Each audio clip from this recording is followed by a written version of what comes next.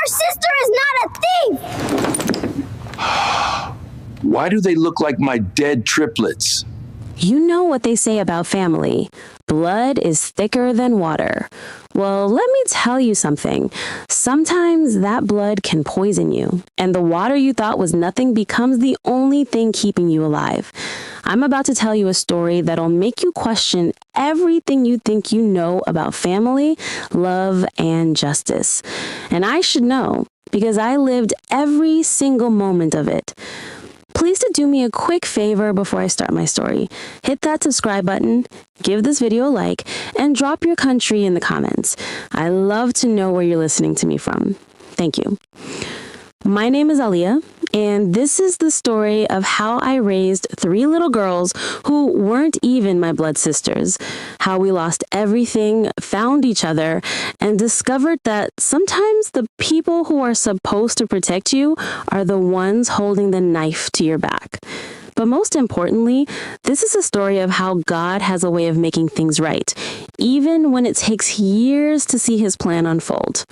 But before I tell you how we ended up in that courtroom with 3 homeless girls standing up to defend me against people who should have loved us, let me take you back to where it all began. Back to when I thought family meant forever and love was something you could count on, like the sunrise. I was 19 years old when my world shattered into a million pieces that I'm still picking up today. 19, y'all. Most girls my age were worried about college parties and boys and what to wear on Friday nights. Me? I was trying to figure out how to feed 3 10-year-old girls and keep a roof over our heads after finding my parents' lifeless bodies on what started as just another Tuesday morning in Birmingham, Alabama. Now, let me back up a bit, because you need to understand how we became a family in the first place. See, my parents, Thomas and Rebecca Harrison, they were good people. White folks who had more love in their hearts than their bodies could produce children for. They tried for years to have babies after me, but God had different plans. So when they heard about these 3 little African-American girls who needed a home, they didn't hesitate. Not for 1 second. Essence, Destiny, and Harmony came to us when they were just 5 years old, and I was 14. Triplets. Can you imagine? 3 little girls who looked exactly alike with these big brown eyes that held more sadness than any child should ever carry. They'd been bounced around the system for years, and by the time they got to us, they barely spoke above a whisper and flinched every time someone raised their voice. But Mom and Daddy, they had patience that could move mountains. Mama would sit with those girls for hours, braiding their hair and singing lullabies until they fell asleep, feeling safe for the first time in their young lives. Daddy would carry all 3 of them on his back at the same time, making airplane noises around the house until their giggles filled every corner of our home. And me? I became their big sister in every way that mattered. I taught them how to tie their shoes, helped with homework, braided their hair when Mama was tired, and chased away the nightmares that still visited them sometimes. We weren't just a blended family. We were a masterpiece that God painted with different colors, but the same love. For 5 years, we lived like that. 5 beautiful years where those girls went from scared little mice to confident young ladies who called me Big Sis, and sometimes when they thought no one was listening, Mama Leah. Those were the happiest days of my life, and I thought they'd last forever. I should have known that when life feels too perfect, it's usually getting ready to test you in ways you never imagined. The morning I found them, October 15th, I'll never forget that date, I had gotten up early to make breakfast for school. I was in my sophomore year at Birmingham Community College studying business because Daddy always said I had a head for numbers and a heart for helping people. The house was quiet, which wasn't unusual since the triplets were heavy sleepers and Mom and Daddy usually didn't get up until after I left. I was humming some song I'd heard on the radio, flipping pancakes, and feeling grateful for this simple, perfect life we'd built. The girls had a field trip to the Science Museum that day, and they'd been talking about it for weeks. I was planning to pack their lunches with extra cookies because Harmony had asked so sweetly, and I could never say no to that child. But when I went to knock on Mama and Daddy's bedroom door to say goodbye, something felt wrong. The door was slightly open, which never happened because Mama always closed it completely. She said she needed her privacy, especially with 4 girls running around the house making noise at all hours. I pushed it open and saw them lying there, so still, so peaceful, like they were just sleeping. But I knew, God help me, I knew before I even touched Mama's hand and felt how cold she was, before I shook Daddy's shoulder and got no response, before I called 911 and heard my own voice breaking as I tried to explain that something was terribly, terribly wrong. The doctors said it was carbon monoxide poisoning from a faulty heater in their bedroom, a silent killer that took them in their sleep without pain, without fear, without giving them a chance to say goodbye to the 4 girls who needed them more than air itself. The heater had been acting up for weeks, but Daddy kept saying he'd fix it when he had time. Time he ran out of. I remember standing in that hospital hallway, still in my pajamas and fuzzy slippers, holding 3 sobbing 10-year-olds who kept asking me when Mama and Daddy were coming home. Essence kept saying, "They're just sick, right, Big Sis? The doctors are going to make them better." And Destiny whispered, "Maybe if we're really good, they'll wake up and come home." Harmony just held onto my leg and cried so hard she made herself sick. I couldn't form the words. How do you tell children who've already been abandoned once that the people who promise to love them forever are never coming back? I learned that day that there's a sound a heart makes when it breaks completely. It's not a crack or a snap. It's this quiet, hollow sound, like something important just fell into a deep well and you'll never get it back. But I didn't have time to fall apart. I had 3 little girls depending on me to hold it together, to be strong, to figure out how we were going to survive this. So I swallowed my grief, wiped their tears, and promised them the one thing I wasn't sure I could deliver. "I'm going to be okay," I told them, my voice steadier than I felt. "We're going to take care of each other and we're going to be okay." The funeral was a blur of flowers and tears and people I didn't recognize saying things about Mama and Daddy that sounded nice but didn't capture who they really were. They weren't just good people or loving parents or active church members. They were the people who made our house feel like home. They were the ones who kissed scraped knees and celebrated A's on report cards and made us believe that love was stronger than anything the world could throw at us.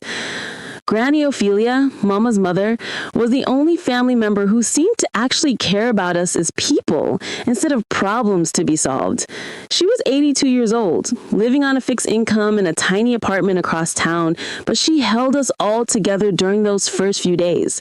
She cooked meals we were too sad to eat, helped me pick out clothes for the girls, and sat with us during the long, quiet hours when grief felt too heavy to carry alone. She told us that she loved us all so much and that she's watching over us now, making sure we take care of each other the way she taught us to. But that comfort didn't last long. The day after the funeral, Daddy's family showed up at our house like vultures circling a fresh kill. Uncle Clive was the first one through the door, a big man with cold eyes and hands that looked like they never done an honesty of work. His wife Bertha followed close behind, her gaze scanning our living room like she was taking inventory of everything valuable. Then came Uncle Floyd, Daddy's younger brother with his fake sympathy, and his daughter Crystal, who was my age but had spent her whole life looking down on our family because we weren't traditional enough for her tastes. "Now, Aaliyah," Uncle Clive said, settling his bulk on Mama's favorite chair like he owned the place, "we know this is hard, but we need to talk about practical matters. You're just 19, honey. You can't possibly take care of 3 children on your own." I was holding Harmony on my lap, with Essence and Destiny pressed against my sides, all of us still wearing our funeral clothes because nothing felt right anymore.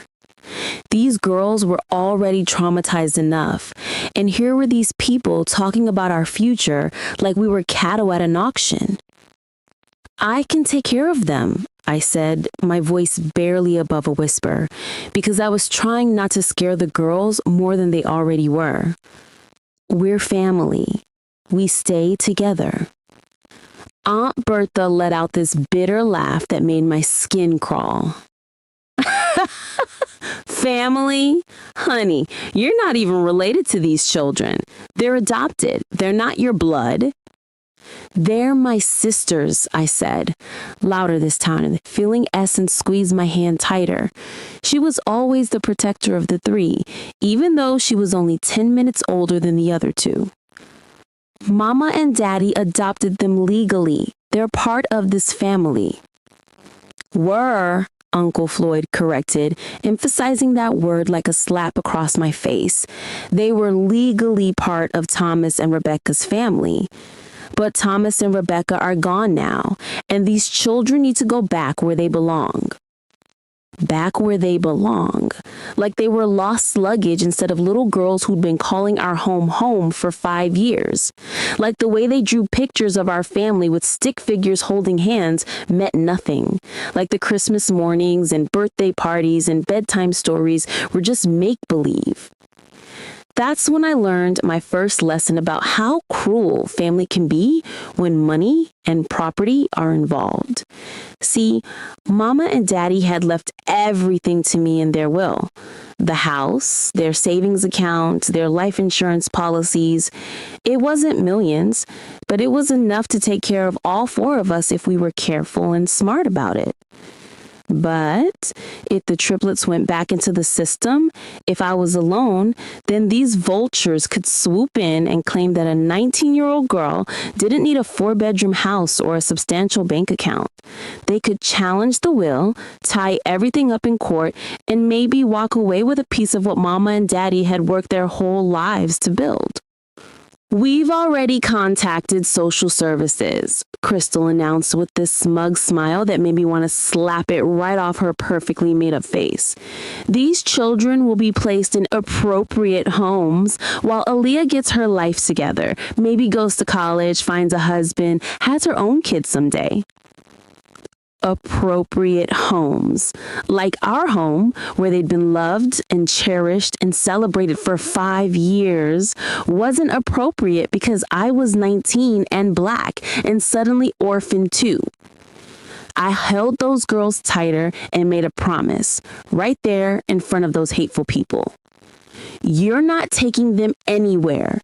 I'm their guardian now, and we're staying together. Uncle Clive's face got red and his voice got loud. You can't stop us, little girl. You're a child yourself. What court is going to give custody of 3 troubled kids to a teenager with no job and no experience? Troubled kids. That's what he called my sisters. Essence, who helped me cook dinner every night and always made sure her sisters finished their homework. Destiny, who drew beautiful pictures and wrote poetry and dreamed of becoming a teacher someday. Harmony, who could make anyone laugh even on their worst day and had never met a stranger she couldn't befriend. They're not troubled, I said, standing up with Harmony still in my arms. They're grieving, and they're staying with me. But you know what I learned that day? Sometimes love isn't enough. Sometimes being right isn't enough. Sometimes the system is designed to break families apart, especially families that don't look like what people expect or want to see. The legal battle started immediately. Uncle Clive hired lawyers, expensive ones, and filed papers claiming I was an unfit guardian. They said I was too young, too inexperienced, too emotional to raise 3 traumatized children. They painted me as this irresponsible teenager who was only interested in keeping the girls around so I could get the inheritance money. They brought up every mistake I'd ever made. The time I got caught sneaking out when I was 16, the C I got in calculus my senior year, the fact that I'd only completed 1 year of college. They made it sound like I was some kind of delinquent instead of a grieving daughter trying to keep her family together. But the worst part was how they talked about my sisters in those court documents. They called them problematic placements and high-needs children who required specialized therapeutic care. They dug up every difficult moment from their early years, the nightmares, the trust issues, the way they sometimes acted out when they felt scared or abandoned, and used it as evidence that I couldn't handle them. They made it sound like these three beautiful, intelligent, loving girls were damaged goods that I couldn't possibly manage on my own. They ignored the fact that the girls had been thriving in our home, making good grades, participating in school activities, and forming healthy relationships with friends and teachers. The whole process took 8 brutal months. 8 months of court dates and home visits and psychological evaluations and lawyers who looked at me like I was some kind of criminal for wanting to keep my family together. 8 months of watching my sisters get more and more scared every time someone came to our home with a clipboard and questions about whether they felt safe and properly cared for. 8 months of the triplets asking me every night if they were going to have to leave, and me lying through my tears, telling them everything was going to be okay when I wasn't sure of anything anymore. During that time, I had to prove myself in ways that would have been impossible for most 19-year-olds. I got a job at a hair salon working 6 days a week to show I could support us. I enrolled in night classes to finish my degree. I took parenting classes and first aid certification and anything else the social worker suggested might make me look more qualified. But the hardest part was watching what the uncertainty was doing to the girls. Essence started having angry outbursts at school, getting into fights with kids who made comments about her situation. Destiny became withdrawn and stopped eating properly, losing weight and having trouble sleeping. Harmony, my little sunshine, stopped laughing as much and started clinging to me like she was afraid I'd disappear too. There were nights when I lay awake wondering if Uncle Clive and his family were right. Maybe I was being selfish. Maybe the girls would be better off with families who had more experience, more stability, more resources. But then I'd remember the way Essence helped me braid Harmony's hair every morning, taking such care to make sure every strand was perfect. I think about how Destiny would read stories to her sisters when they couldn't sleep, using different voices for all the characters and making them giggle even when they were scared. I'd watch Harmony sharing her favorite snacks with her sisters, always making sure everyone got an equal portion. These weren't just 3 random children I was trying to help.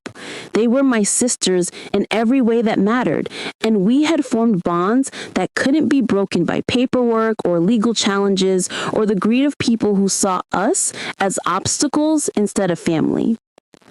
The court-appointed social worker, Miss Jenkins, was a middle-aged Black woman who'd been doing this job for 20 years. She'd seen every kind of family situation you could imagine, and I could tell she was trying to figure out what was really best for the girls.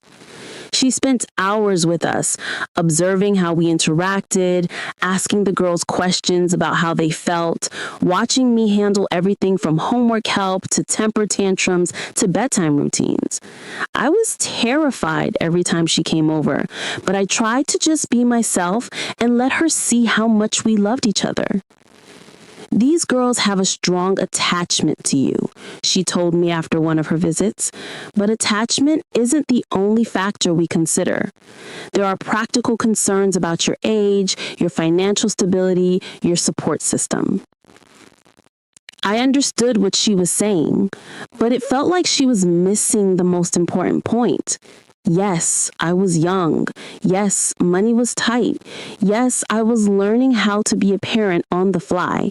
But these girls weren't statistics or case numbers. They were my family, and family doesn't give up on each other just because things get difficult. The girls helped however they could. They were only 10, but they did their homework at the kitchen table while I worked on clients, helped with laundry, and never complained when dinner was just peanut butter sandwiches again, because that's all we had in the house. Every night, we'd sit together and count the money I'd made that day, separating it into piles for rent, groceries, utilities, and the small emergency fund I was trying to build. The girls treated it like a game, helping me organize the bills and coins, celebrating when we had enough to buy something special like ice cream or new school supplies. "We're going to be rich someday, big sis," Harmony would say, counting quarters with the seriousness of a bank teller. "And when we are, we're going to help other families like us." I loved her optimism, but honestly, I wasn't sure how we were going to make it from one week to the next, let alone become rich. Some days I felt like I was drowning, trying to balance work and parenting and household management and everything else that came with being responsible for 3 other people's lives. But then something would happen that reminded me why we were fighting so hard. Like when Essence came home from school with a perfect score on her math test, so proud of herself that she was practically glowing. Or when Destiny won the school poetry contest with a poem about family that made me cry happy tears. Or when Harmony made friends with the elderly woman next door and started bringing her cookies we couldn't really afford to make just because she thought Mrs. Pearl looked lonely. These girls were thriving despite everything we'd been through. They were kind and smart and resilient and full of dreams about the future. And every night when I tucked them into the bed they all shared in our tiny second bedroom, they'd tell me they loved me and that we were going to be okay. That's when I started thinking bigger about the hair business. Instead of just doing hair to survive, what if I could turn it into something more? What if I could build a business that would give us real security and maybe even success? The girls were naturals at it, probably because they'd been watching me work since they were small. Essence had steady hands and an eye for detail that made her perfect for intricate braiding work. Destiny had an artistic sense that helped with color and styling, and Harmony could make anyone feel beautiful and comfortable chatting with clients and making them laugh while I worked. Slowly, very slowly, we started building something together. I invested every extra dollar we had in better tools and products. The girls helped me practice new techniques, letting me experiment on their hair until I perfected styles that would wow my clients. We turned our little apartment into a salon with good lighting and mirrors and a comfortable chair that I bought secondhand, but cleaned up until it looked almost new. Word spread in the community about the young woman who could work magic with hair and her 3 little assistants who made everyone feel like family. Our client base grew from desperate neighbors to ladies who drove across town because they'd heard about the amazing work we were doing. I started documenting our work, taking before and after photos of the styles we created. The girls helped me organize everything, creating portfolios that showed off our best work and proved that we weren't just getting by anymore. We were creating art. And that's when I made the decision that would change everything. I was going to take our business online, show the world what we could do, and build something that would give my sisters the secure, successful future they deserved. I had no idea that decision would eventually lead us to that courtroom, facing down the same family members who tried to tear us apart, with everything we'd built hanging in the balance once again. But that's a story for another part of this journey, and one that would test us in ways I never could have imagined. For now, we were just a family of 4, working together, dreaming together, and proving that love really is stronger than anything the world can throw at you. The decision to take our business online happened on a Tuesday evening in March, almost 2 years after we'd moved into that tiny apartment. I was sitting at our kitchen table, which doubled as my workspace, putting the finishing touches on Mrs. Henderson's hair for her daughter's wedding.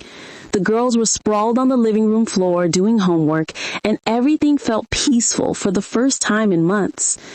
Essence looked up from her algebra textbook and said something that changed our lives forever. "Big sis, you know what? You're way better at hair than those ladies on Instagram. We should show people what you can do." Instagram? I'd heard about it, but honestly, social media felt like something for young people with perfect lives and unlimited time. I was 21, raising 3 12-year-old girls, working myself half to death just to keep us afloat. What did I have to post about? But Harmony, who had somehow become our family's unofficial technology expert, was already pulling up examples on the old tablet I'd bought her for school. Look, big sis, this lady has like 50,000 followers just for doing braids, and her work isn't even as pretty as yours. She was right. The styles I was creating were intricate, beautiful, unique. I developed techniques that combined traditional African braiding with modern styling, creating looks that were both classic and contemporary. My clients were always asking how I made their hair look so perfect, so different from what they could get anywhere else. I don't know, I said, feeling overwhelmed just thinking about adding one more thing to my already impossible schedule. But Destiny, my quiet dreamer, surprised me by speaking up. Mama always said you were meant for bigger things. Maybe this is how we get there. That night, after the girls went to bed, I stayed up until 3 a.m. looking at hair accounts online. I studied what made some stylists successful while others struggled to get noticed. I took notes on hashtags and posting strategies and the kinds of content that got the most engagement. And slowly, very slowly, an idea started forming. What if our story, 4 young women building a business together, supporting each other through everything life threw at us, what if that's what made us special? What if people didn't just want to see beautiful hair, but wanted to be part of a family's journey toward success? I started small, really small. I took pictures of the styles I was already creating, posted them with simple captions about the techniques I'd used. The girls helped me write descriptions that sounded natural instead of like advertisements. We used hashtags that connected us with people looking for the kinds of services we offered. For the first few weeks, nothing happened. We got a few likes, maybe a comment or two. I started wondering if this whole internet thing was just a waste of time that could be better spent on paying clients or sleeping. But then something shifted. One of my posts, a picture of an intricate protective style I created for a client's natural hair that shared by a popular hair influencer. Suddenly, we had hundreds of people liking our work, commenting with fire emojis and heart-eyed faces, asking where we were located and how they could book appointments. Big sis, look at this. You have 5,000 followers. Essence shouted one morning, waving my phone in the air like she'd won the lottery. 5,000 people who wanted to see our work? 5,000 potential clients who could help us build something bigger than just surviving day to day. The girls threw themselves into helping with the social media side of the business. Essence, with her logical mind, figured out the best times to post and which hashtags got us the most visibility. Destiny used her artistic eye to help me stage photos that showcase the styles beautifully. And Harmony became our unofficial videographer, filming time-lapse videos of me working that people absolutely loved. Within 6 months, we had 20,000 followers. Within a year, we'd hit 50,000. People weren't just booking appointments, they were traveling from other states to get their hair done by us. We were featured in local magazines, invited to hair shows, asked to teach workshops on our techniques. But the real breakthrough came when we started sharing our story. Not just the pretty, polished version, but the real truth about what we'd been through and how we'd survived it together. I posted a video one evening, just me sitting on our old couch, talking about losing our parents and fighting to stay together, and building a business out of necessity and love. A lot of people ask me how I learned to do hair, I said to the camera, with the girls occasionally chiming in from off screen. The truth is, my mama taught me when I was young, but I never thought it would become our lifeline. When we lost our parents and had to start over with nothing, hair became the skill that saved us. These girls you see helping me aren't just my assistants. They're my sisters, my family, my reason for never giving up. That video went viral. Not internet famous viral, but viral enough that suddenly everyone wanted to know more about the young woman raising her 3 sisters and building an empire one braid at a time. We got interview requests from blogs and podcasts and even a local television station. More importantly, we got clients, lots of them. Women who drove hours to support our business, who brought their daughters to teach them about family and determination and the power of not giving up on your dreams. For the first time since Mama and Daddy passed away, we weren't just surviving, we were thriving. I was able to move us into a bigger apartment, a 2-bedroom and a safer neighborhood where the girls could walk to school without me worrying about them every second. We had our own bedrooms for the first time in years and a real kitchen where I could cook actual meals instead of just whatever we could afford that week. The girls were excelling in school, making friends, participating in activities that had been impossible when we were barely scraping by. Essence joined the debate team and discovered she had a talent for arguing that would serve her well in life. Destiny submitted her poetry to contests and started winning awards that made her beam with pride. Harmony auditioned for the school play and landed the lead role, singing solos that made the whole audience cry. But success has a way of attracting attention you don't always want, and that's when our past came back to haunt us. It started with a friend request on social media. Crystal, Uncle Clive's daughter, the same girl who'd sat in our living room 3 years earlier and announced that we needed to be separated for our own good. Suddenly, she was liking our posts and commenting with fake enthusiasm about how proud she was of our success. I ignored it at first. Some people are just opportunistic, and I figured she'd get bored and move on when she realized I wasn't interested in reconnecting with the family that had tried to destroy us. But then Harmony, sweet, trusting Harmony, mentioned something that made my blood run cold. "Oh, big sis," she said one afternoon while we were getting ready for a client, "I forgot to tell you. That lady, Crystal, called yesterday while you were at the supply store. She said she was our cousin, and she was so sorry about how things went when we were younger. She wants to come visit us." I stopped braiding immediately. "What did you tell her?" "I said I have to ask you, but that it would be nice to have some family around again. We don't really have anybody except Granny Ophelia, and she's getting so old and tired." Oh, that sweet, innocent child. She still believed that family meant love and support and people who showed up when you needed them. She didn't understand that sometimes family are the wolves in sheep's clothing, and they're most dangerous when you're finally doing well enough to be worth their attention again. I sat her down, along with Essence and Destiny, and had a conversation I'd hoped we'd never need to have. "Listen to me carefully," I said, holding all 3 of their hands around our little kitchen table. "These people who are trying to get back in touch with us, they're not our friends. They didn't care about us when we had nothing. They tried to split us up and take away everything Mama and Daddy left for us. Now that we're doing well, they want something from us." Essence, always the quickest to understand danger, nodded immediately. "So what do? "I protect what we've built," I said firmly. "We don't let anyone back into our lives who proved they couldn't be trusted when we needed them most." But Harmony looked confused and sad. "But big sis, what if they really are sorry? What if they want to make things right?" That's the thing about having a big heart. It's a beautiful gift, but it can also make you vulnerable to people who know how to exploit kindness. Harmony wanted to believe the best about people, even people who'd already shown her their worst. I thought that conversation would be the end of it.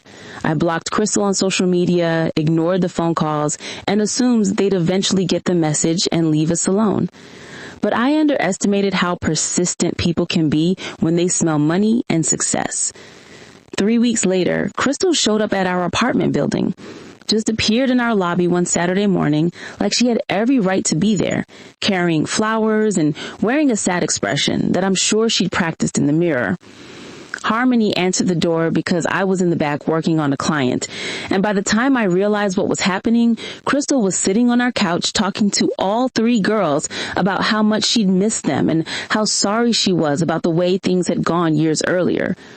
I was young then, she was saying when I walked into the room, my hands still covered in hair product and my protective instincts on high alert.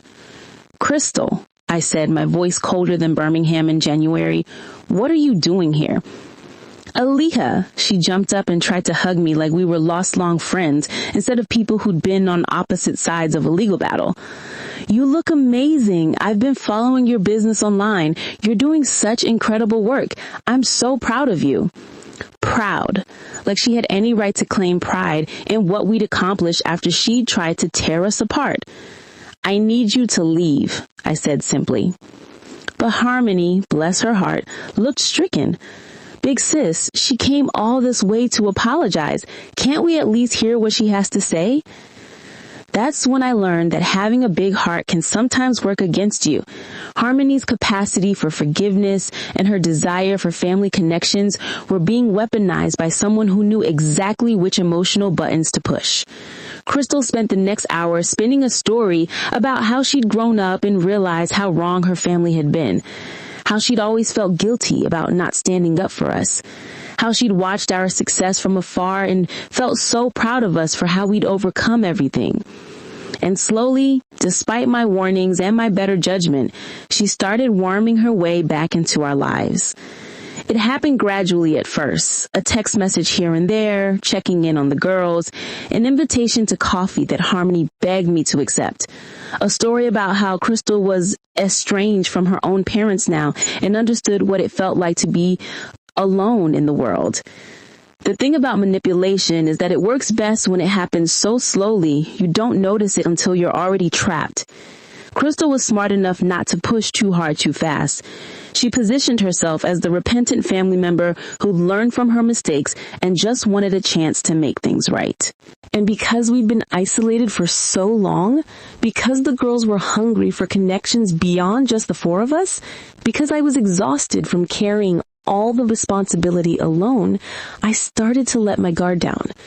Maybe, I thought, people could change. Maybe Crystal really had grown up and realized how wrong she'd been.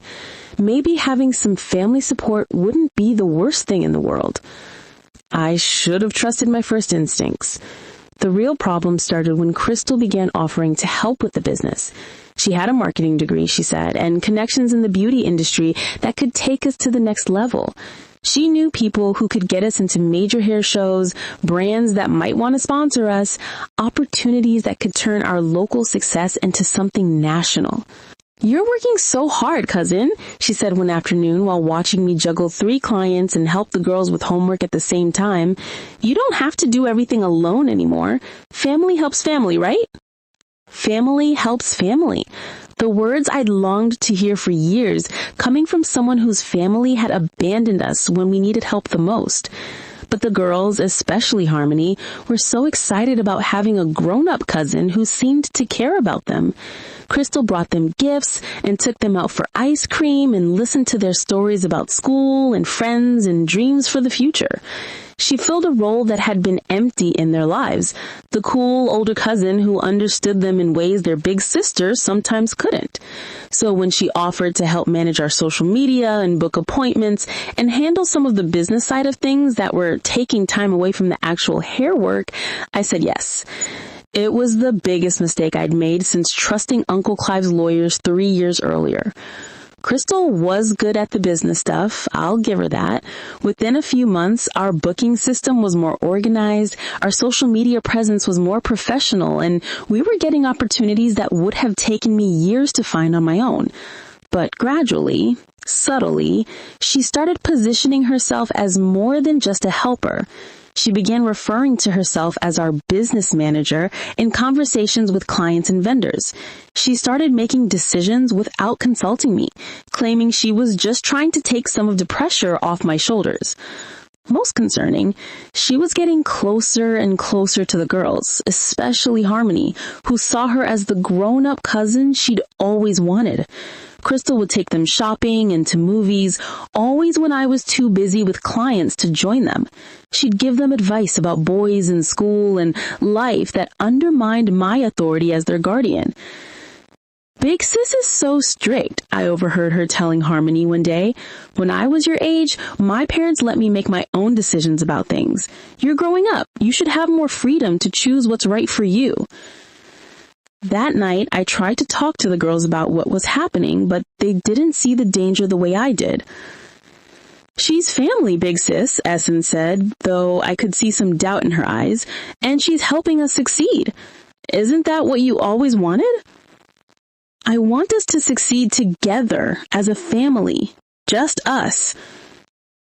But we can have other family too, Harmony argued. Crystal loves us. She's always telling us how proud she is of what we've accomplished. I realized then that I was losing them, slowly but surely, to someone who understood their vulnerabilities better than I did. Crystal knew that the girls craved the kind of extended family connections they'd never really had. She knew that I'd been so focused on survival and building our business that maybe I hadn't given them enough space to be normal teenagers. She knew exactly how to position herself as the solution to problems I didn't even realize existed. The breaking point came when I discovered that Crystal had been in contact with her father, Uncle Clive, the whole time. I found the text messages by accident. Crystal had left her phone on our kitchen counter while she was in the bathroom, and a notification popped up that made my heart stop. Dad, how are things going with the girls? Are you making progress? Crystal, it's working. Harmony completely trusts me now, and even Aaliyah is starting to rely on me for business stuff. Give me a few more months. Dad, good. Remember, we need documentation of everything, financial records, client lists, anything that proves the business is valuable. I took screenshots of the entire conversation before Crystal came back, my hands shaking so badly I could barely operate the camera. The messages went back months, detailing a careful plan to infiltrate our lives, gain our trust, and collect information about our business and finances. But the worst part wasn't the betrayal itself. It was realizing how perfectly they'd played us, how they'd used the girls' need for family and my exhaustion against us. Crystal had been reporting back about our daily routines, our business practices, our weaknesses and vulnerabilities. She'd been documenting everything we'd built so her father could find a way to take it away from us.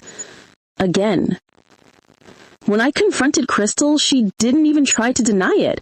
She just smiled that same cold smile I remembered from our living room 3 years ago and shrugged like she'd been caught in a minor lie instead of an elaborate con. You can't prove anything. And good luck explaining to the girls why you're cutting off the one family member who actually cares about them. She was right about one thing. Telling the girls was going to be devastating. They'd grown attached to Crystal, trusted her, seen her as proof that we could have a bigger family after all. Breaking that illusion was going to break their hearts. But I had to protect them, even if it meant being the bad guy. That night, I showed them the screenshots and explained what had been happening. Essence understood immediately, her face going hard with the same protective anger I felt. Destiny cried, but she wasn't surprised. She'd always been the most intuitive of the three and had sensed something wasn't right. Harmony, though. Harmony looked at me like I'd just told her Santa Claus wasn't real and the Easter Bunny was a lie and everything she'd believed about love and family was wrong. Maybe there's an explanation, she whispered. Maybe you misunderstood. I didn't misunderstand, baby girl, I said, pulling her into my arms while she sobbed against my shoulder. I'm sorry. I know you loved her. I know you wanted her to be real family, but some people, they only care about what they can get from you. The aftermath was brutal. Crystal, realizing her cover was blown, dropped the sweet cousin act entirely and went straight to Plan B. Within a week, Uncle Clive and Uncle Floyd were filing papers claiming that our business was built on money and assets that rightfully belonged to them. They argued that the skills I'd used to build the business had been taught to me by their sister-in-law, my mother, and therefore the business itself was partially theirs. They claimed that we'd used their deceased brother's money to fund our startup costs, even though we'd built everything from nothing after they took our inheritance. Most ridiculously, they tried to argue that I was an unfit guardian who was exploiting the girls as unpaid labor in a dangerous work environment. They wanted the court to remove the triplets from my care and place them in more appropriate homes. Coincidentally, homes within their family where they could control both the girls and whatever assets came with them. It was the same playbook from 3 years earlier, updated for our new circumstances.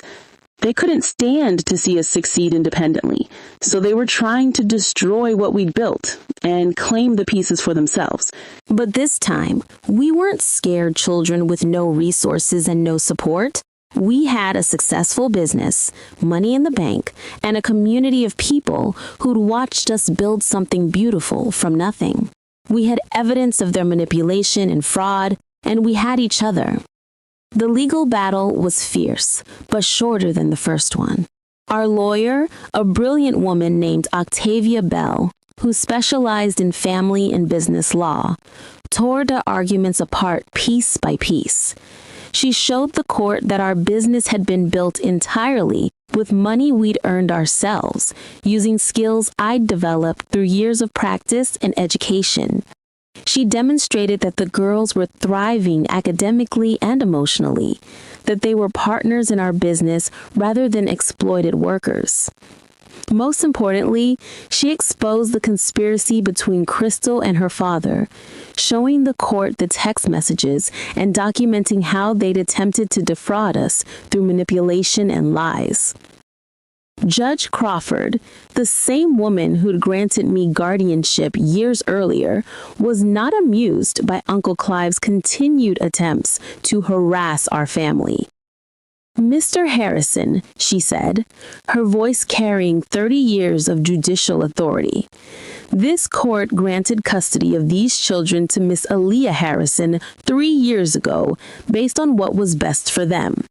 Nothing has changed except that this family has become more successful and stable, not less. Your repeated attempts to disrupt these children's lives appear to be motivated by greed rather than genuine concern for their welfare."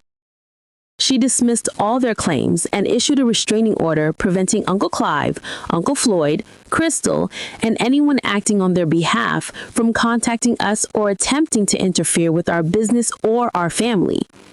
We'd won again, but the victory felt different this time. Sadder, somehow, because we'd learned that people could pretend to love you just to get close enough to hurt you.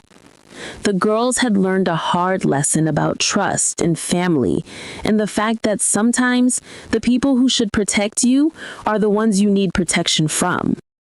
But we were stronger now, too. We'd survived another attack and come out intact. Our business was thriving, our family was solid, and we'd proven again that love and determination could overcome just about anything. What we didn't know was that our success was about to attract a different kind of attention. Good attention, for once, but attention that would lead us down a path none of us could have imagined. It started with Granny Ophelia. Sweet, patient Granny Ophelia, who'd been our one constant source of love and support through everything. She was 85 years old now, and her health was starting to fail in ways that scared all of us. She'd been living alone in her tiny apartment, too proud to ask for help, but clearly struggling to take care of herself. Her arthritis made it hard for her to cook and clean. Her memory wasn't as sharp as it used to be. She'd fallen twice in the past month, and the second time, she couldn't get up by herself. "She needs to come live with us," I told the girls one evening, after we'd spent the day helping her organize her medications and clean her apartment. "She took care of Mama, and she's been taking care of us ever since. Now it's our turn." The girls agreed immediately. Granny Ophelia had been the only adult in their lives who loved them unconditionally from the very beginning. She had been our rock when everyone else abandoned us, bringing us groceries she could barely afford, and reminding us that we were worthy of love, even when the world seemed to determined to prove otherwise. Moving her in with us was the easy part. The hard part was watching this strong, independent woman who'd raised 6 children and buried 3 of them gradually need more and more help with basic daily activities. But it was also beautiful in ways I hadn't expected. Having Granny Ophelia in our home brought a sense of continuity and wisdom that we'd been missing. She told us stories about Mama's childhood, shared recipes that connected us to generations of strong women who'd come before us, and provided the kind of grandmotherly love that every child deserves. The girls adored having her there. They'd sit with her for hours, listening to her stories about the old days and learning skills like quilting and canning that were disappearing from the world. She helped with homework in her own way, not by solving math problems, but by teaching them about persistence and creativity and the importance of education in building a better life. And she was so proud of our business success. Every time a client complimented our work or we got a new opportunity, Granny Ophelia would beam like she'd accomplished it herself. "Your mama would be so proud," she'd tell me almost daily. "She always knew you were meant for great things." For about 6 months, life felt as close to perfect as it had since before Mama and Daddy passed away. Our business was booming. We had a beautiful 3-bedroom house that we bought with cash. The girls were excelling in school, and we were taking care of the woman who took care of us when we had nothing. But life has a way of testing you just when you think you've got everything figured out. The first sign of trouble came when I started noticing problems with our business operations. Appointments were getting double booked, supplies we'd ordered weren't being delivered, clients were complaining about poor communication and scheduling mix-ups. At first, I thought it was just growing pains. We were busier than ever, and maybe I was trying to handle more than one person could manage effectively. I hired 2 assistants to help with the administrative side of things and implemented new systems to keep everything organized. But the problems got worse instead of better. Good clients started canceling appointments at the last minute. Bad reviews appeared online from people I'd never heard of, claiming we damaged their hair or provided poor service. Vendors started demanding payment up front, saying they'd heard rumors about our business being unreliable. It took me weeks to realize that someone was deliberately sabotaging our business. Phone calls were being made to our clients and vendors, spreading lies about our business practices and financial stability. Fake negative reviews were being posted faster than we could respond to them. Someone was working very hard to destroy everything we'd built over the past 3 years. At first, I suspected Uncle Clive and his family, but the restraining order was still in effect, and this felt more sophisticated than their usual blunt force approach. This was surgical, precise, designed to look like natural business problems rather than deliberate sabotage. The truth was worse than I'd imagined. Remember those 2 assistants I'd hired to help manage our growing business? Kianda and Latasha. 2 young women who'd seemed grateful for the opportunity and eager to learn. They'd been working for us for almost a year, handling scheduling and inventory and client communications. I'd been paying them well, sharing the business's success because I believed in lifting up other women who were trying to build better lives for themselves. But success can make people greedy, and trust can make you vulnerable. I discovered what was happening by accident. I'd forgotten my phone at home one morning and went back to get it, only to find Kianda and Latasha in my home office going through my computer files and taking pictures of client information with their phones. "What are you doing?" I asked, though the answer was obvious. They didn't even try to lie. Kianda just looked at me with this cold expression and said, "Building our own client list. Thanks for the training." Come to find out, They'd been planning to steal our business from the inside. They'd been copying our client database, learning our techniques, collecting our vendor contacts, and documenting our processes.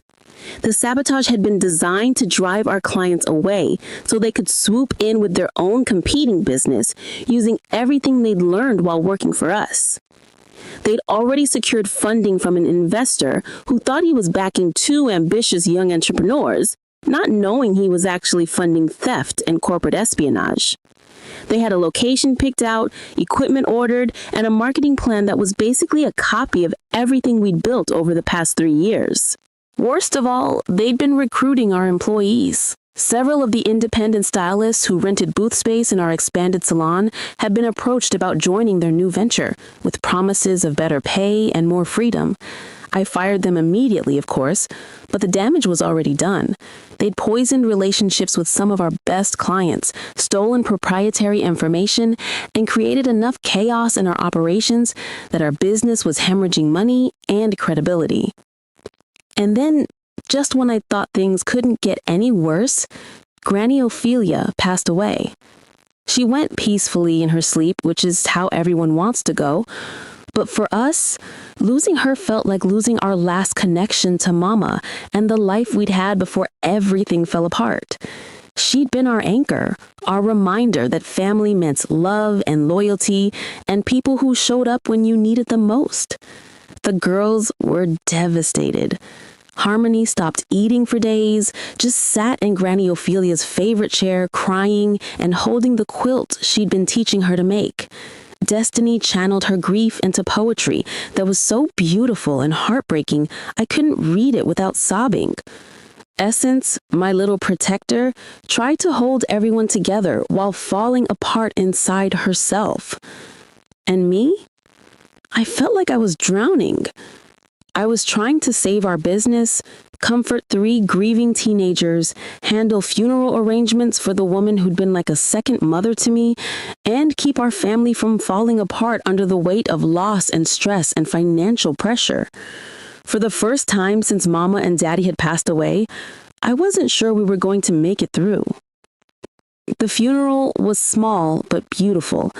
The girls sang a song that Granny Ophelia had taught them, their voices breaking but strong, filling the little church with love and memory and the promise that her legacy would live on in us. But when we got home to a house that felt too quiet without her laughter and stories and gentle presence, I realized that we were facing the biggest crisis of our lives. Our business was failing. We had enough money to keep the house for maybe 6 more months, but after that, we'd be back where we started, broke, scared, and running out of options. The girls were struggling with grief and stress in ways that were affecting their grades and their friendships and their dreams for the future. I sat in our living room that night, surrounded by sympathy cards and funeral flowers, and the overwhelming quiet of a house that had lost its heart, and I wondered if maybe I'd been fooling myself all along. Maybe I really wasn't strong enough to hold this family together. Maybe the people who'd said I was too young, too inexperienced, too naive had been right. But then Essence came and sat beside me, followed by Destiny and Harmony. And we held each other the way we had that first terrible night after Mama and Daddy passed away. "We're going to figure this out, big sis," Essence said, her voice steady despite her tears. "We always do. Granny Ophelia would be so mad if we gave up now. She always said we were fighters."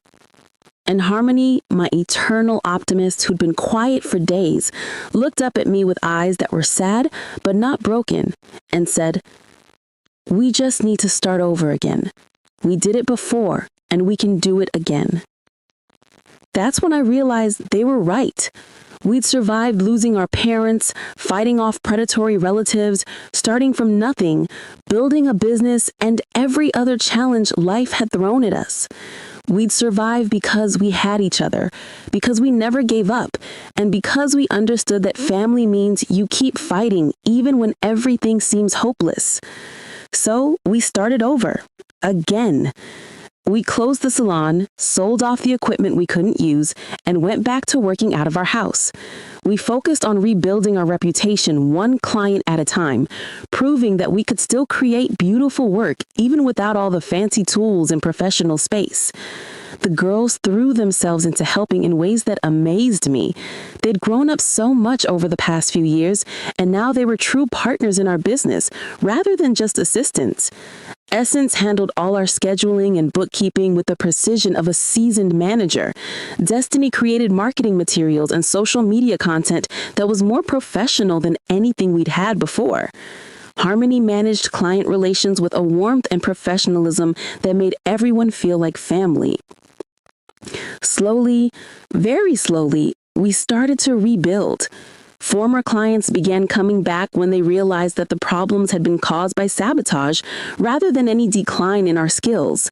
New clients found us through word of mouth and social media, drawn by our story of resilience and our reputation for creating beautiful work. But just when it seemed like we might make it through this latest crisis, life threw us a curveball that none of us saw coming. It arrived in a registered letter on a Tuesday morning in October, exactly 6 years after we'd lost Mama and Daddy. The return address was from a law firm I'd never heard of, and the thick envelope felt heavy with the weight of official business that usually meant trouble for our family. But when I opened it, I found something I'd never expected to see. A check, made out to me in the amount of $290 million. $290 million. I stared at it for so long that the numbers started to blur together. This had to be a mistake, or a scam, or some kind of cruel joke. People like us didn't just receive checks for amounts that most people couldn't even comprehend. The letter that came with it was formal and confusing, full of legal language about trusts and inheritance and conditions that had been met. But the basic facts were clear. I was the beneficiary of a trust that had been established years earlier, and now that certain conditions had been satisfied, the money was mine. The conditions were specific and strange. The beneficiary had to be at least 25 years old. The beneficiary had to be the legal guardian of 3 minor children for at least 5 years. The beneficiary had to demonstrate financial responsibility and business acumen through successful entrepreneurship. All conditions I'd met without even knowing I was meeting them. But there was one more condition that made my blood run cold. The trust could only be activated if the beneficiary had no living biological parents and had been caring for adopted siblings for a minimum of 5 years. Someone had known about our exact situation and had set up this trust specifically for someone in my circumstances. Someone had been watching us, waiting for these conditions to be met, and had just handed us more money than we could spend in 3 lifetimes.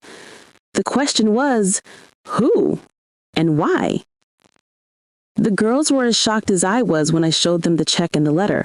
We sat around our kitchen table, the same table where we counted quarters and planned budgets and celebrated every small victory, trying to process what this meant for our lives.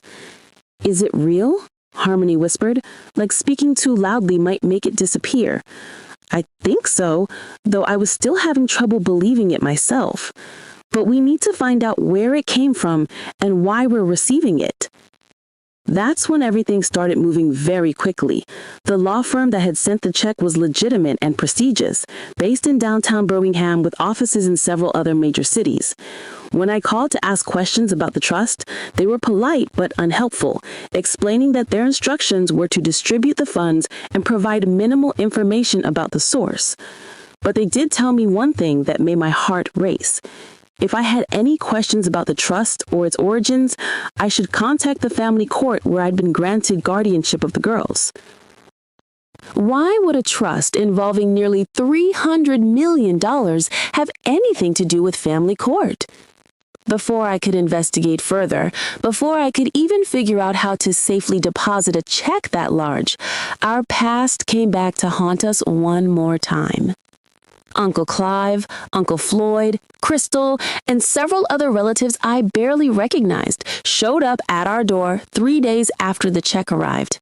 They'd somehow found out about the money, though I couldn't imagine how, and they were angrier than I'd ever seen them.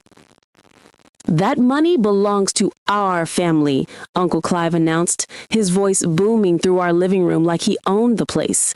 "Thomas was our brother, and any inheritance involving his children should go through the proper family channels." I stood in my own doorway, holding that impossible check, looking at these people who'd spent 6 years trying to destroy us and were now back for one final attempt at stealing what wasn't theirs. The audacity of these people never ceased to amaze me. They'd abandoned us when we had nothing, tried to separate us when we were vulnerable, and now they wanted to claim ownership of our miracle. "This money has nothing to do with Thomas," I said, surprising myself with how calm my voice sounded. Inside, my heart was racing, but I'd learned over the years that showing weakness to predators only made them more aggressive. "This is from a trust that has specific conditions, and I'm the legal beneficiary." Aunt Bertha laughed that same bitter laugh that had haunted my nightmares for years. The sound of it made my skin crawl, bringing back memories of that terrible day when they'd invaded our grief and tried to tear our family apart. "A trust for a hairstylist who barely graduated high school? Don't be ridiculous, child. Someone made a mistake, and that money needs to go where it belongs." The way she said hairstylist made it sound like a dirty word, like the business we'd built with our own hands was somehow shameful. This from a woman who'd never worked a day in her life, who'd lived off her husband's income and her sense of entitlement for decades. Crystal stepped forward, and I could see she'd learned new manipulation tactics since our last encounter. Her smile was practiced, her voice syrupy sweet, and her body language was designed to appear non-threatening. But I could see the calculation behind her eyes, the same predatory intelligence that had fooled us before. "Aaliyah, we know you're confused. This is a lot of money, and it's scary to handle something this big alone. We just want to make sure everything is done properly. Family should stick together, especially when there's this much at stake." Family. The word felt like poison coming from her mouth. She had 6 years to be family, 6 years to show up and support us and prove that blood meant something. Instead, she'd spent those years plotting and scheming and looking for ways to profit from our success. Behind me, I could hear the girls gathering in the hallway. They'd been doing homework when this invasion started, but now they were listening to every word, watching these people try to take away our miracle the same way they'd taken away everything else. I could feel their tension, their fear, their anger at seeing these faces from our worst memories standing in our living room making demands. "The money is mine," I said firmly, drawing strength from knowing my sisters were behind me. "Legally, officially, and completely mine. And I'm asking all of you to leave my house right now." My voice carried more authority than I'd possessed 6 years ago. I wasn't that scared 19-year-old girl, devastated by loss and overwhelmed by responsibility. I was a successful businesswoman, a confident mother figure, and a fierce protector of my family. These people had no power over me anymore. That's when Uncle Floyd, who'd been quiet until now, dropped the bomb that changed everything. His smile was the most sinister thing I'd ever seen, full of malice and anticipation of our suffering. "We've already contacted the authorities," he said with obvious satisfaction. "There's going to be an investigation into how a trust of this magnitude ended up in the hands of someone with your background. Money like this doesn't just fall out of the sky, Aaliyah. There are questions that need to be answered, and we're going to make sure they get answered." My heart stopped. An investigation meant lawyers, court hearings, media attention, and months or years of fighting while the money sat in legal limbo. It meant these people could tie up our miracle in red tape while they searched for any excuse to claim it for themselves. "You have no legal standing to challenge this trust," I said, but I could hear the uncertainty creeping into my voice despite my best efforts to sound confident. We have more standing than you think, Crystal said sweetly, pulling out her phone and scrolling through what looked like legal documents. See, we did some research after we heard about your windfall, and we discovered some very interesting things about trusts, inheritance law, and what happens when large sums of money end up in the wrong hands. She pulled out a folder thick with legal documents, spreading them across our coffee table like she was dealing cards in some twisted game where our family's future was the stakes. The papers looked official and intimidating, covered with legal jargon and official seals that made my stomach turn. Did you know that beneficiaries can be challenged if there's evidence of fraud, coercion, or undue influence? Did you know that trusts can be contested if the beneficiary doesn't meet the true spirit of the conditions, even if they technically meet the letter of the law? I felt sick. These people had spent the past week researching every possible way to steal our money, and they'd found loopholes and legal strategies that I'd never even considered. They'd probably consulted with expensive lawyers, paying for consultations with the same determination they'd once put into destroying our custody arrangement. The girls aren't even your real sisters, Uncle Clive added, his voice getting louder and more aggressive as he warmed to his theme. You're not their biological guardian in any meaningful sense. This trust was clearly meant for someone who was actually raising their own family, not some young woman playing house with adopted children who don't even share her blood. Playing house, like the 6 years of sacrifice and struggle and love had been some kind of game, like the sleepless nights and the 3 jobs and the constant worry about keeping us together was a hobby I'd picked up for entertainment. Furthermore, Aunt Bertha chimed in, clearly enjoying herself now, there's the question of whether you've been properly managing their care. 3 teenage girls, no male role model, running a business out of your home where they're expected to work for free. Some people might call that exploitation. The word exploitation hit me like a physical blow. These people who'd tried to separate us, who'd stolen our inheritance, who'd abandoned us in our darkest hour, were now claiming that I was exploiting the girls I'd sacrificed everything to protect and raise? That's when Essence stepped into the room, her 13-year-old face set in the same determined expression I'd seen the day I first brought them home from court. She was taller now, more confident, but she still had that fierce protectiveness that had made the triplets' unofficial leader from the beginning. We are a real family, she said, her voice carrying more authority than most adults could muster.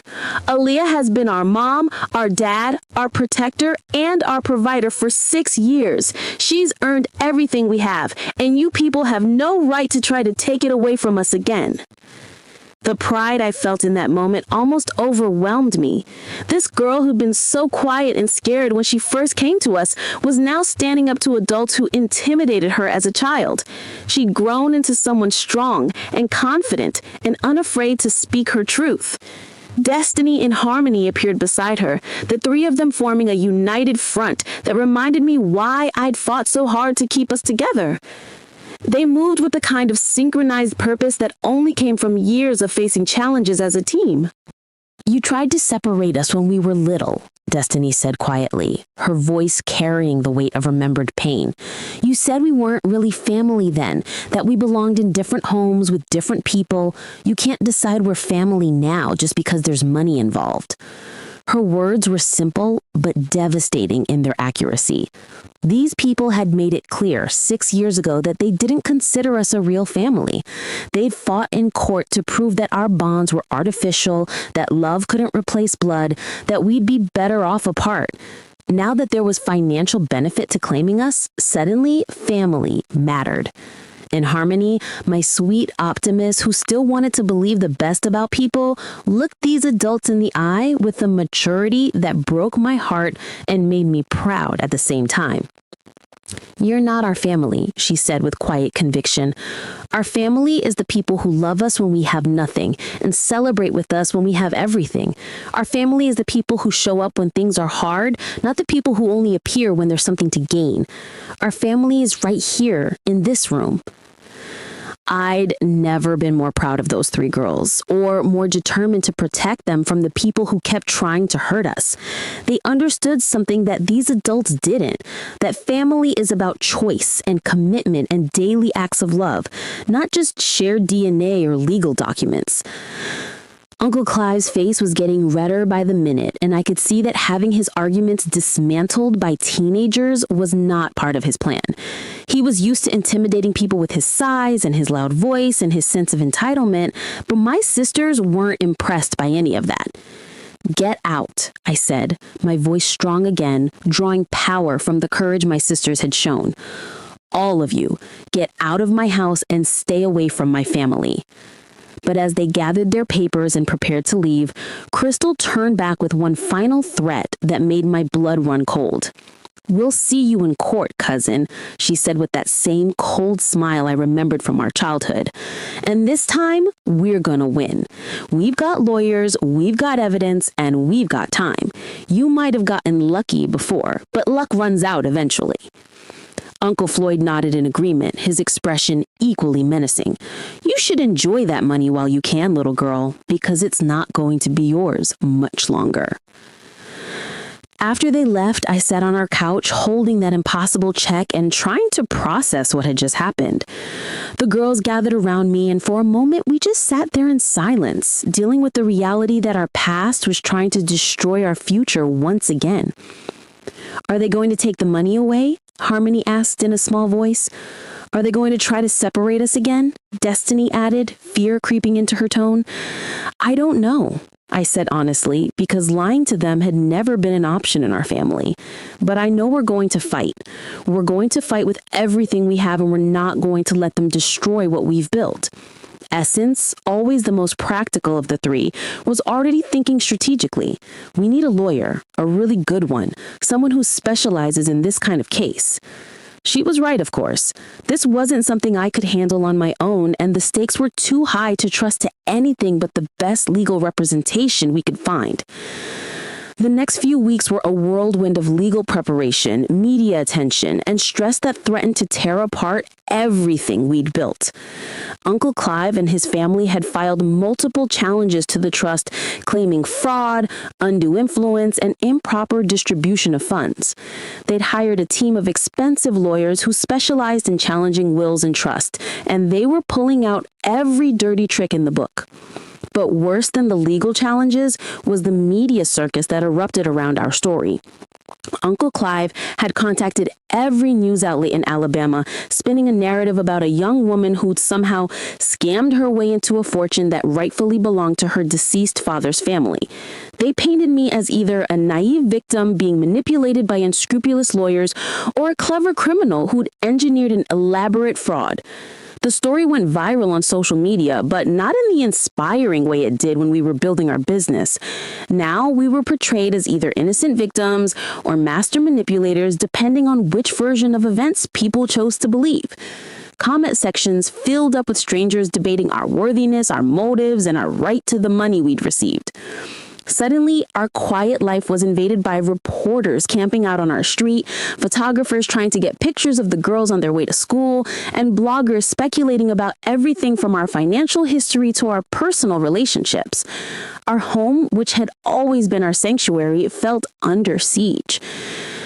The girls handled the attention better than I did, probably because they'd grown up somewhat in the public eye due to our business's social media presence. They understood how to ignore the noise and focus on what really mattered, but I could see the stress wearing on them in subtle ways. The way Essence's jaw stayed clenched most of the time, how Destiny stopped writing poetry, the way Harmony's laughter became forced and brittle. Our business, which had been thriving just weeks before, suddenly faced a crisis as clients began canceling appointments. Some were scared off by the media attention, others had believed the negative stories and questioned whether they wanted to support us, and still others simply didn't want to deal with the circus of reporters and cameras that followed us everywhere. Our employees were getting harassed by journalists looking for inside information about our family and our finances. Vendors were questioning whether they wanted to continue doing business with us until our legal situation was resolved. Everything we'd built over 6 years of hard work was in danger of collapsing because of lies and greed and the media's appetite for dramatic stories. Our lawyer, Octavia Beale, was working around the clock to defend our claim to the trust money, but she warned me that this case was unlike anything she'd handled before. Octavia was a brilliant woman in her 50s who'd built her practice representing families in complex custody and inheritance cases, but even she seemed overwhelmed by the scope of what we were facing. The problem isn't that you don't deserve the money, she explained during one of our marathon strategy sessions in her downtown office.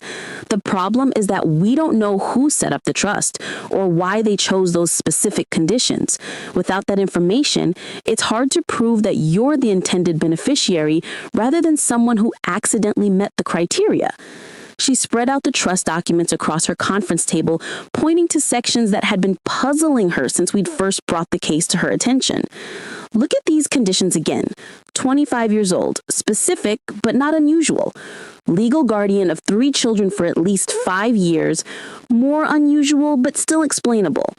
Successful business ownership demonstrating financial responsibility, again, reasonable, but this combination of factors, especially the requirement that the beneficiary have no living biological parents and be caring for adopted siblings, it's almost like someone designed these conditions for your exact situation.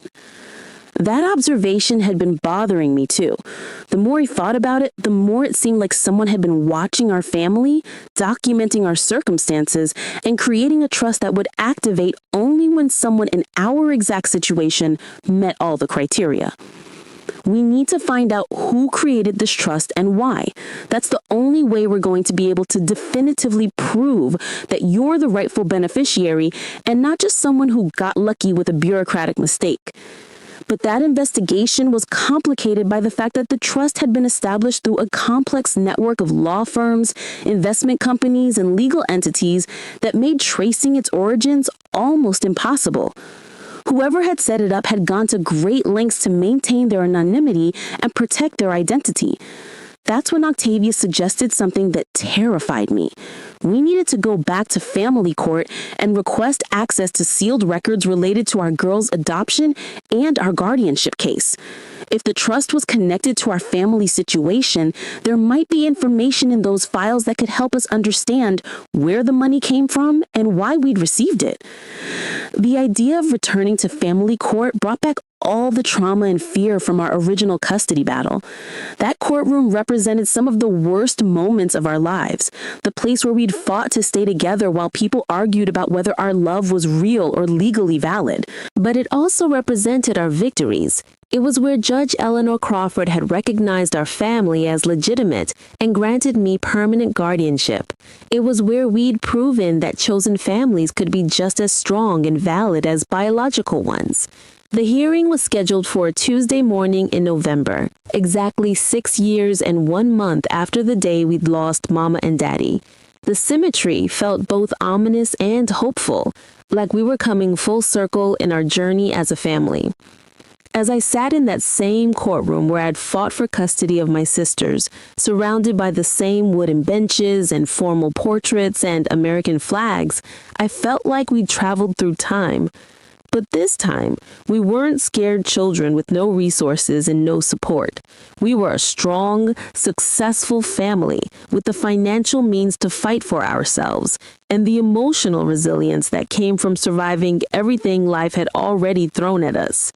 Judge Eleanor Crawford was still on the bench, older now, but still sharp as a razor. She'd been following our case in the news, and I could see something in her expression that I couldn't quite read. There was familiarity there, of course, since she'd presided over our original custody hearing, but there was something else, something that looked almost like anticipation. Uncle Clive and his legal team were seated across the aisle from us, looking confident and aggressive. They brought 3 lawyers this time, along with boxes of documents and evidence they claimed would prove that we had no right to the trust money. Crystal was there too, dressed conservatively and wearing an expression of fake concern that didn't fool anyone who knew her history with our family. But we weren't alone this time either. Octavia had brought 2 associates from her firm, and we had our own boxes of evidence documenting everything we'd accomplished as a family. More importantly, we had each other, and we had the absolute conviction that we were fighting for something worth protecting. Miss Harrison, Judge Crawford said, her voice carrying the weight of decades of difficult decisions, before we address the current legal challenges to this trust, there are some things about your family's history that you need to know. My heart started racing. What could there be about our history that I didn't already know? I'd lived through every moment of our journey as a family, fought every battle, celebrated every victory. What secrets could be hidden in sealed court records? When Essence, Destiny, and Harmony were placed with your family 6 years ago, their biological parents' identities were sealed per court order. This is standard procedure in cases involving high-profile individuals or circumstances that could put the children at risk if their parentage became public knowledge. High-profile individuals. My mind was racing, trying to make sense of what she was saying. Essence, Destiny, and Harmony had been bounced around the foster system for years before coming to us. Their biological parents had been described as young, unmarried, and unable to care for 3 children. What could be high profile about that situation? However, given the current circumstances and the specific conditions of the trust you've received, the court believes it's time to unseal those records and provide you with information that may be relevant to your case. She nodded to the court clerk, who handed her a thick folder that looked like it hadn't been opened in years. The weight of secrets and hidden truth seemed to emanate from those pages, and I felt like my entire understanding of our family story was about to be rewritten. The biological father of Essence, Destiny, and Harmony Jenkins is Judge Marcus Crawford of the Alabama Supreme Court. He is also my son. The courtroom went completely silent. I felt like the air had been sucked out of my lungs, and I could hear the girls behind me gasping in shock. Judge Crawford, the woman who'd saved our family twice, who'd granted me guardianship when everyone else said I was too young, who'd protected us from Uncle Clive's legal attacks, was their grandmother? My mind was reeling, trying to process this information that changed everything I thought I knew about our story. The girls I'd raised, the sisters I'd fought for, were the children of one of the most powerful judges in the state. And the woman who'd been our protector and advocate all these years had been their biological grandmother, watching over them while maintaining the legal distance required by her judicial position. Your Honor, I said. My voice was barely above a whisper. Why didn't you tell us this before? Why keep it secret so long? Because it wasn't my place, she replied, and I could see the weight of years of difficult decisions in her expression. The trust was set up to operate independently of my judicial role. I couldn't show favoritism or provide information that might compromise the legal process or the children's privacy, but I could ensure that you received fair treatment in my courtroom, which is what I've always tried to do. That explained so much about our legal victories over the years. Judge Crawford hadn't been showing us favoritism. She was protecting her granddaughters while maintaining the ethical boundaries required by her judicial position. She'd watched from a distance as we built our family, fought our battles, and proved that we deserved the trust that had been placed in us. That's when Uncle Clive's lawyer stood up, and I realized this revelation might not be the victory I'd hoped for. Your Honor, he said smoothly, his voice carrying the confidence of someone who thought he'd just been handed a winning argument. This information actually supports our client's position in several important ways. If these children are the biological offspring of Judge Marcus Crawford, then they have a legitimate claim to inheritance and support that supersedes any trust arrangement. Our clients, as the adoptive family's relatives, have standing to ensure that the children's true interests are protected and that they receive the full benefits of their biological heritage. My heart sank. Even this revelation was going to be turned against us by people who couldn't stand to see us succeed independently. They were going to argue that discovering the girl's biological father meant they deserved more than what the trust provided, or that their blood relatives had a better claim to managing their affairs than I did. Furthermore, the lawyer continued, warming to his theme, this revelation raises serious questions about the propriety of the original adoption and guardianship arrangements. Were the children's biological origins properly disclosed during the adoption process? Was Miss Harrison aware of the financial implications of raising children with such significant biological patrimony? These are matters that require careful legal scrutiny. But Judge Crawford smiled for the first time since this hearing began, and there was something in her expression that reminded me why she'd been such a formidable advocate for our family over the years. Mr. Peterson, I think you misunderstood something crucial about this situation, she said with the kind of quiet authority that made lawyers stop talking and pay attention. The trust wasn't established to provide for the children directly. It was established to reward the person who raised them with the kind of love and dedication that money can't buy. She turned to look at me directly, and her expression was warm with something that looked like pride and gratitude. Miss Alia, for 6 years, you've proven that family isn't about blood or money or legal documents. You've shown that it's about showing up every day, making sacrifices without counting the cost, and fighting for the people you love even when the whole world seems to be against you. The trust was designed specifically to recognize and reward exactly that kind of devotion. She paused, letting that sink in before continuing, and I could see Uncle Clive and his lawyers beginning to realize that their strategy was backfiring. Marcus is here today, and he'd like to meet the young woman who's raised his daughters with such love and dedication, and the remarkable young women his children have grown up to become. I turned around, following her gaze to the back of the courtroom, where a tall man with familiar eyes was standing up from one of the gallery benches. Judge Marcus Crawford looked exactly like what I'd imagined the girls would look like as adults. The same bone structure, the same intelligent expression, the same quiet presence that commanded attention without demanding it. But as he walked toward us down the center aisle of the courtroom, I realized something that surprised me. I wasn't nervous about meeting him. I wasn't worried about what he wanted or whether he was going to try to claim the girls or change our lives in ways we didn't want. I was proud of the young woman Essence, Destiny, and Harmony had become under my care. Proud of the family we'd built together against impossible odds. Proud of the fact that we'd succeeded, not because of money or connections or biological advantages, but because we'd chosen to love each other unconditionally and fight for each other no matter what.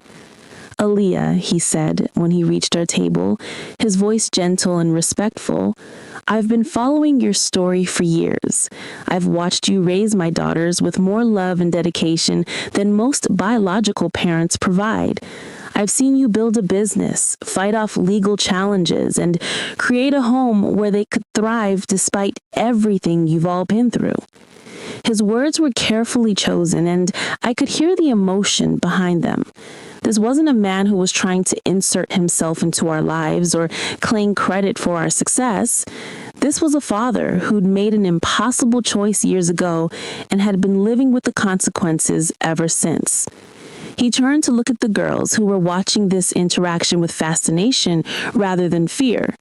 They'd grown up knowing they were adopted, knowing their biological parents hadn't been able to care for them, but never knowing the specific circumstances or the identities of the people who'd given them life. Essence, Destiny, and Harmony, he said, his voice catching slightly on their names. I know this is overwhelming and confusing.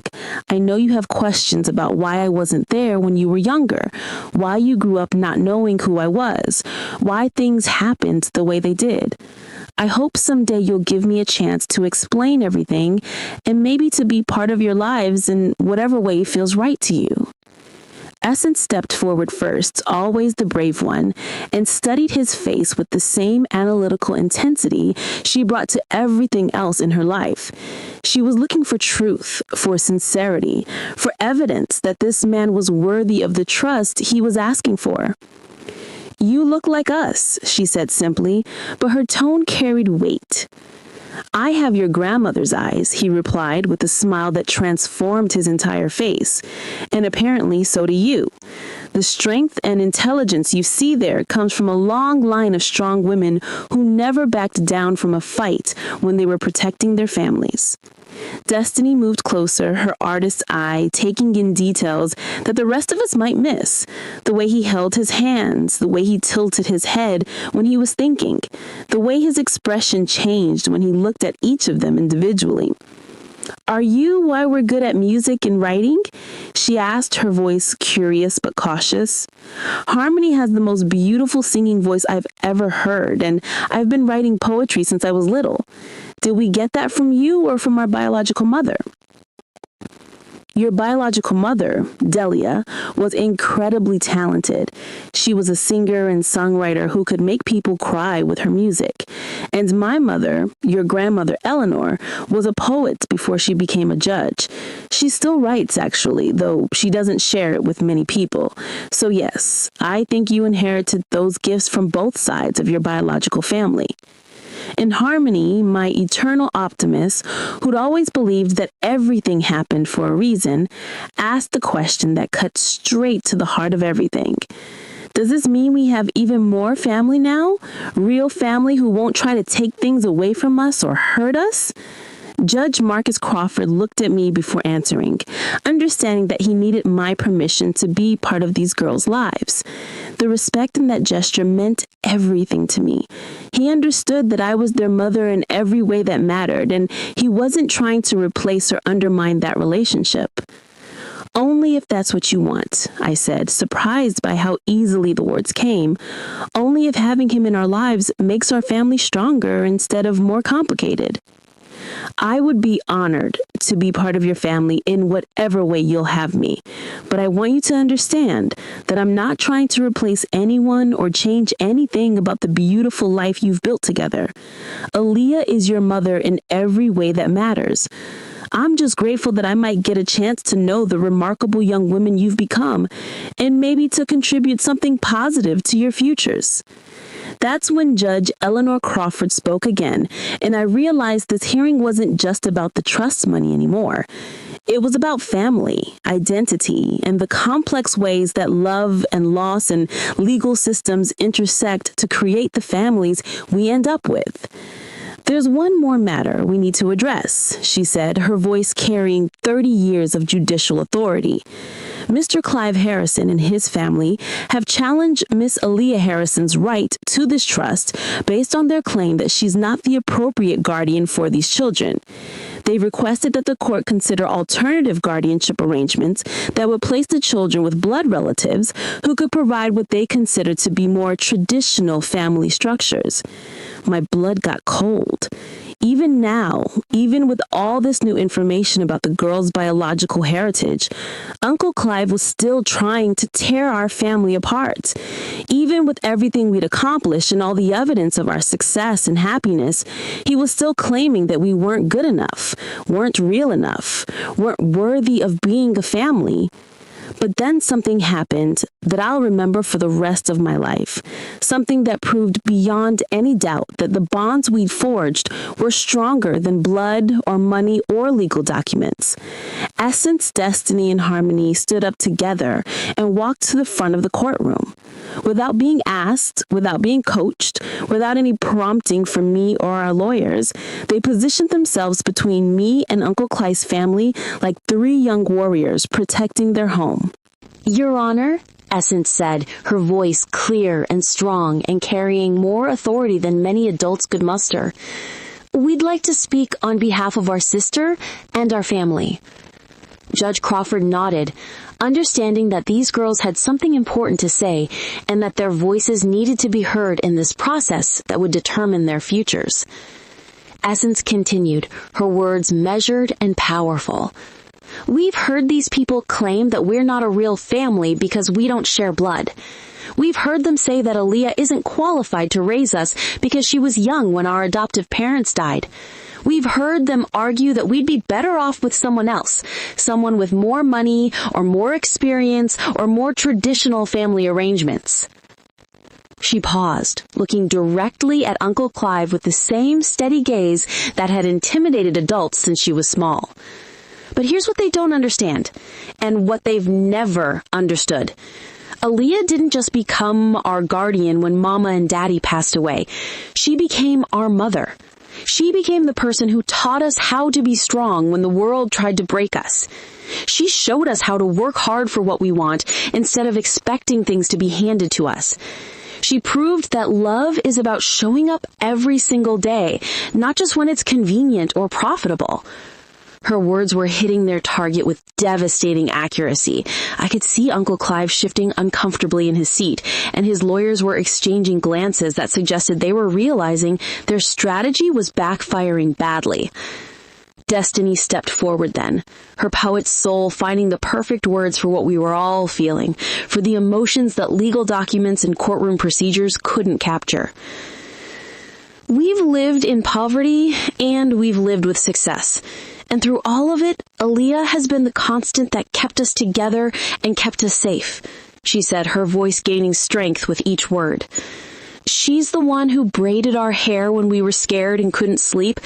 She's the one who helped with homework when she was exhausted from working 3 jobs just to keep food on our table. She's the one who fought lawyers and judges and family members to keep us from being separated when everyone said we'd be better off apart. She's the one who built a business with her own hands and taught us that we could do anything if we were willing to work for it and support each other. The courtroom was absolutely silent except for her voice, and I could see people wiping their eyes as she spoke.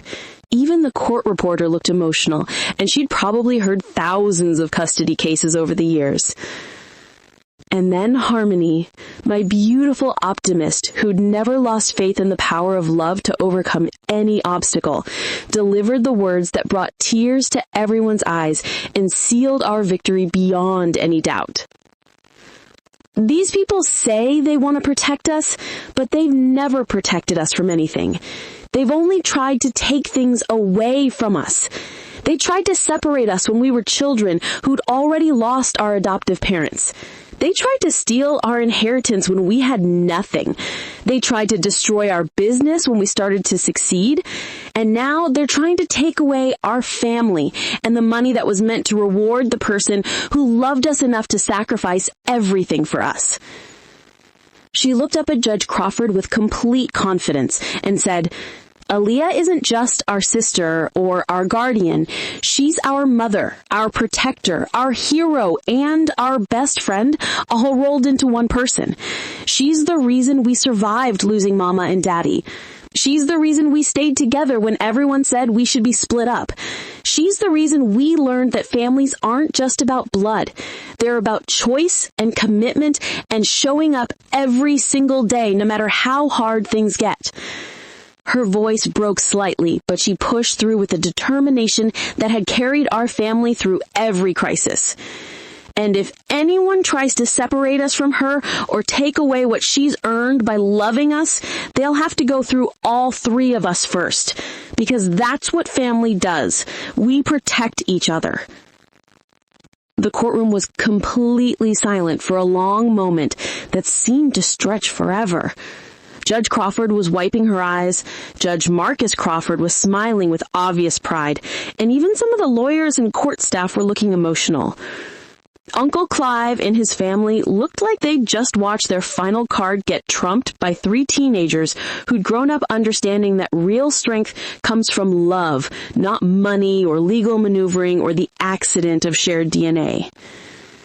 Judge Crawford composed herself and spoke with the authority of 30 years on the bench and the wisdom of a woman who'd seen every possible family configuration that life could create. She looked directly at Uncle Clive and his lawyers, and her expression was stern enough to make hardened criminals reconsider their life choices. Mr. Harrison, your repeated attempts to interfere with this family's life have been motivated by greed, not genuine concern for these children's welfare. Your challenges to this trust are without merit. Your claims of guardianship are without foundation, and your presence in these proceedings is no longer welcome. This court finds that your actions have been consistently harmful to the children you claim to want to protect. She turned back to me, and her smile was warm with genuine affection and judicial satisfaction. Miss Aaliyah Harrison, you are hereby confirmed as the rightful beneficiary of the Marcus Crawford Family Trust. The conditions have been met completely and unambiguously. The money is legally and ethically yours, and no further challenges will be entertained by this court. More importantly, your guardianship of Essence, Destiny, and Harmony is permanent and unassailable. You've proven beyond any doubt that you are their mother in every way that matters. The gavel came down with the sound of finality, and suddenly our legal nightmare was over. We'd won. Not just the money, though that was life-changing. We'd won recognition that our chosen family was as real and valid as any biological connection. We'd won protection from people who'd spent years trying to destroy us. We'd won the right to build our future without looking over our shoulders for the next attack. But the best part came after the official proceedings ended, when Judge Marcus Crawford approached us in the hallway outside the courtroom. I know this is a lot to process, and I don't want to overwhelm you with too much too fast, but I was hoping that maybe sometime when you're ready, you might let me take you all out to dinner, just to get to know each other better with no legal pressure or court proceedings involved, just family getting to know family. The girls looked at me, and I could see they were curious but cautious. They'd learned to be careful about trusting adults who claim to want the best for them, even when those adults seemed sincere. What do you think? I asked them. Would you like to get to know your biological father better? Will you be there too? Essence asked, always practical and protective. All of us together like a real family dinner? Absolutely, Judge Crawford replied without hesitation. I'm not trying to separate your family or change the dynamics that have worked so well for you. I'm hoping to become part of what you've already built, if you'll have me. And you promise you won't try to take us away from Big Sis? Harmony asked with the directness that only children can manage. Because we've heard that promise before from people who didn't mean it. His expression grew serious, and I could see that he understood the trauma these girls had experienced from adults who'd made promises they didn't keep. I promise, he said solemnly. Aaliyah is your mother. She's the one who raised you, who fought for you, who earned the right to be called your family. I'm just grateful for the chance to know you and maybe to add something positive to your lives. That dinner, 2 weeks later, was the beginning of something beautiful and complicated and ultimately healing for all of us. Judge Marcus Crawford, Marcus, as he insisted we call him in private, didn't try to become their dad overnight. He understood that I'd been filling that role for 6 years, and he respected the bonds we'd formed. Instead, he became something like a beloved uncle who happened to share their DNA and could provide them with information about their biological heritage that they'd never had access to before. He told them stories about their biological mother, Delia, a talented musician who'd passed away from cancer 3 years earlier. He shared family photos and medical history and all the practical information they'd never known they were missing. Most importantly, he offered them a connection to a broader family that included Judge Eleanor Crawford, their grandmother, and several cousins and relatives who were thrilled to meet them and welcome them into an extended family network they'd never known existed. But he never, not once, suggested that our chosen family was anything less than complete and perfect the way it was. He understood that love isn't diminished by being shared, and that families can grow and expand without losing the bonds that made them strong in the first place. Judge Eleanor Crawford, meanwhile, became the grandmother the girls had never had. She'd been watching them from a distance for years, bound by judicial ethics and the need to maintain professional boundaries, but now she could finally express the love and pride she'd been feeling all along. She taught them about their family history, sharing stories about ancestors who'd overcome slavery and segregation and poverty to build better lives for their children. She helped them understand that they came from a long line of strong, intelligent women who'd refused to be defined by other people's limitations. And she made it clear that what I'd accomplished, raising 3 children as a single young woman, building a successful business, fighting off legal challenges, and creating a stable, loving home, was something that would have made their ancestors proud. The money, meanwhile, changed our lives in ways both obvious and subtle. $290 million was more than we could have imagined in our wildest dreams. But we were careful not to let it change who we were or what mattered to us. We paid off our house completely and set up college funds for all 3 girls that would cover not just their undergraduate education, but graduate school and any additional training they wanted to pursue. We established trust funds that would provide them with financial security for the rest of their lives, but structured in ways that encouraged them to pursue meaningful work and contribute to society. I used some of the money to go back to school myself, finally finishing my business degree and then pursuing additional education in nonprofit management and community development. The girls were able to focus on their studies and extracurricular activities without worrying about whether we could afford new clothes or school supplies or the field trips that other families took for granted. But most importantly, the money gave us security and freedom. For the first time since Mama and Daddy passed away, we didn't have to worry about unexpected expenses or legal bills or whether we'd have enough to cover basic necessities. We could make decisions based on what we wanted to do rather than what we could afford to do. However, we were careful not to let wealth change our values or our connection to the community that had supported us through our darkest times. We still lived in the same house, though we renovated it to be more comfortable and energy efficient. We still did hair, though now we could be more selective about our clients and focus on the creative and artistic aspects of the work rather than just trying to pay bills. We still prioritized family time and education and giving back to our community. But now we had the resources to do it on a much larger scale. One of the first things we did with the money was establish a scholarship fund for young people aging out of the foster system. We'd never forgotten how difficult it was to navigate the transition to adulthood without family support, and we wanted to help other young people who were facing similar challenges.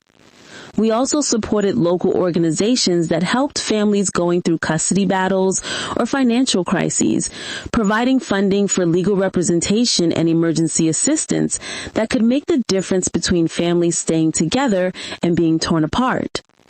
We opened our salon space for free workshops teaching life skills and job training to women who needed a fresh start, whether they were leaving abusive relationships, re-entering the workforce after raising children, or simply looking for ways to build better lives for themselves and their families. It felt like the money had come to us not just as a reward for what we'd already accomplished, but as a tool for doing even more good in the world. But the sweet revenge part of our story, the part that proved karma really does exist, came gradually in ways that were more satisfying than any dramatic confrontation could have been.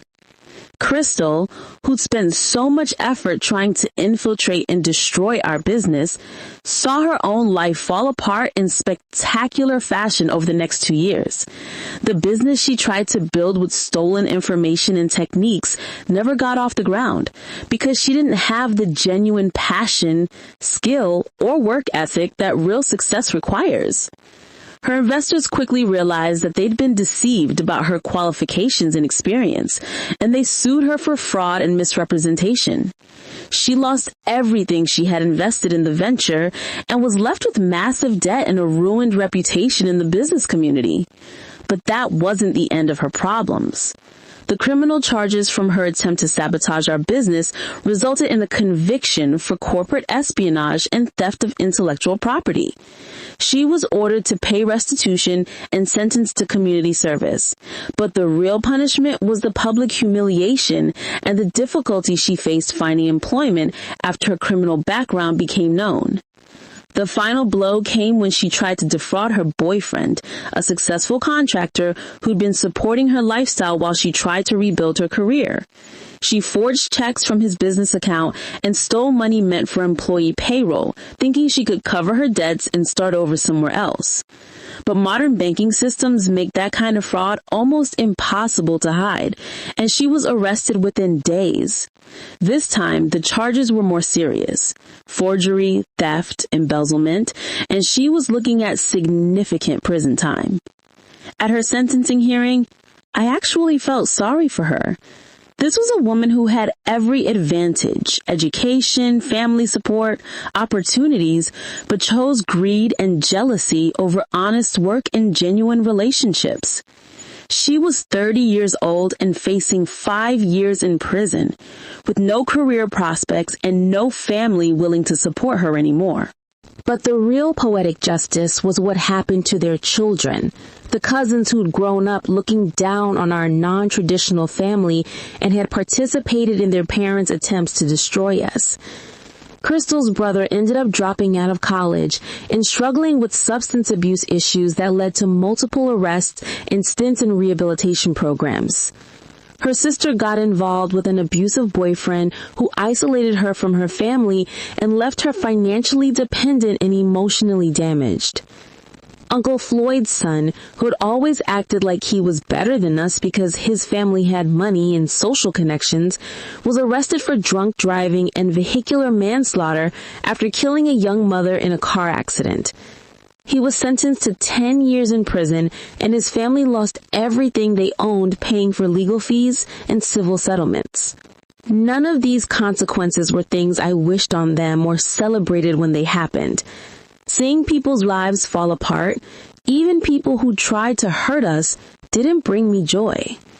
But there was something deeply satisfying about watching karma catch up with people who'd spent years believing they could hurt others without facing any consequences themselves. It reinforced something Granny Ophelia had always told us: what you put out into the world comes back to you, good or bad. You can't plant poison and expect to harvest flowers.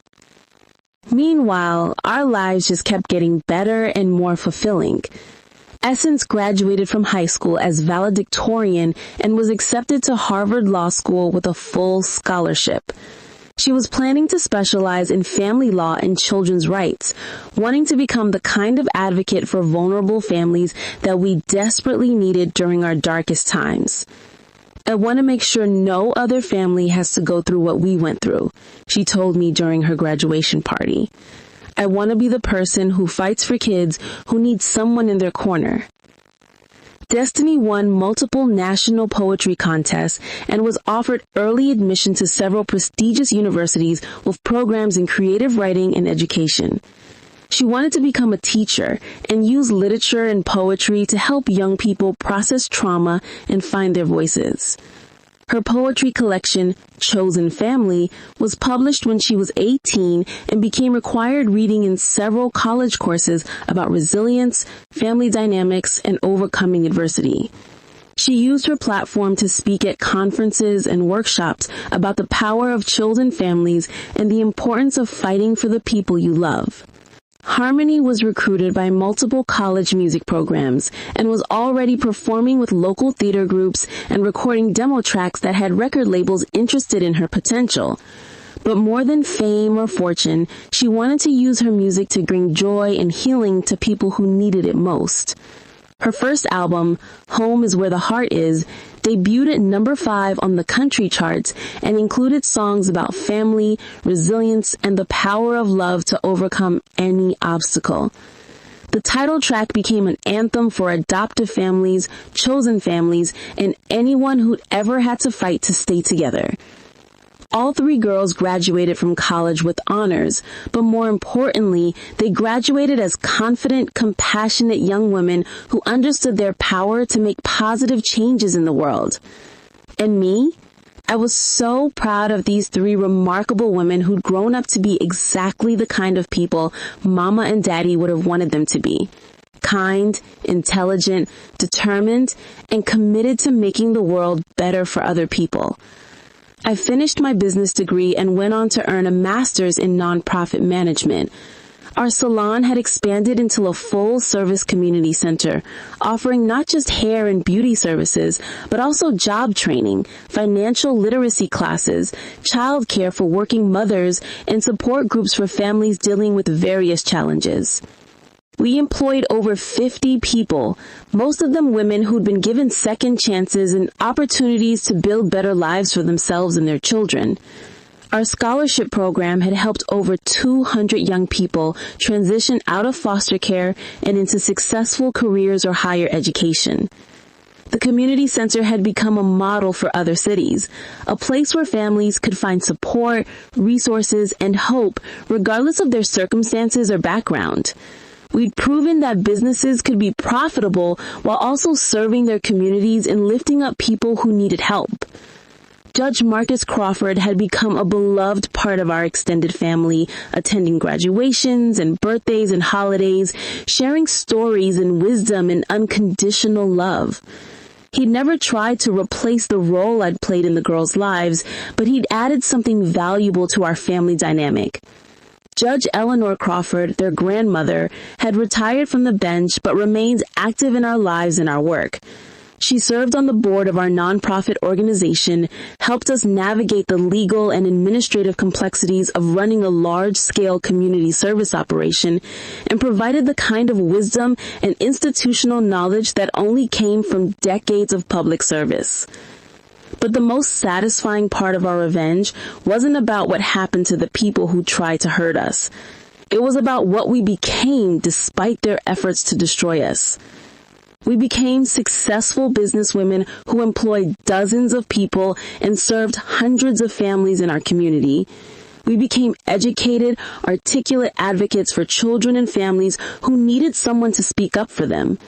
We became proof that chosen families can be just as strong and loving as biological ones, that young people can overcome incredible obstacles when they have support and determination, and that success built on love and hard work is more satisfying than anything handed to you by accident of birth.